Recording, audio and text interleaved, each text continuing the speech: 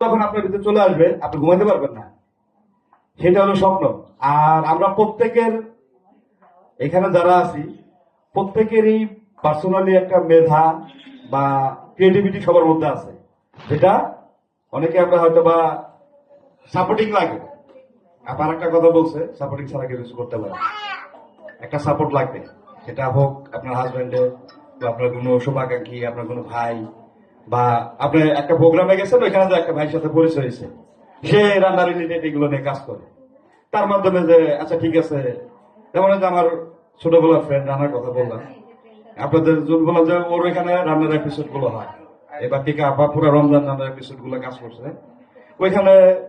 পাশাপাশি আপনারা তো সুযোগ পেতে পারেন যেহেতু এই প্রমোশন নিয়ে আসেন।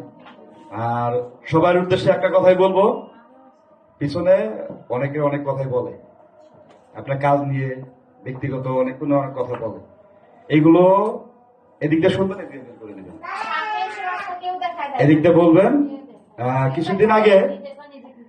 কিছুদিন আগে যে আগারগা কেক বিক্রি নিয়ে মানে এমন এমন কিছু কথা বলছে, সেনাপ্রধানরা সেনাবাহিনীর সদস্যরা এসে ওইখান থেকে উচ্ছেদ করতে বাধ্য হয়েছে। মানে আমরা মানে এমন এক জাতি, আমরা সবই পারি, কিন্তু এটারে কেউ আমরা নেগেটিভ ভাবে নিব না। সবার উদ্দেশ্যে একটাই কথা, আমি আমার কাজ করে খাচ্ছি, সেটা 5 স্টার হোটেলে হোক রাস্তার পরে হোক, আমার কাজ করে খাচ্ছি। তবে একটা জিনিস সবাই ফলো রাখবেন, সেটা হলো একটু হাইজিন মেনটেন করবেন। সবার কাছে একটা অনুরোধ, আপনি একটা ফুড কার্ড দেন, আপনার ফুডটা খেয়ে যেন আমার হেলথ ঠিক থাকে, ফুড পয়জন যেন না হয়, এটা সবাই আমরা খেয়াল রাখবো, হাইজিনটা মেনটেন করবো।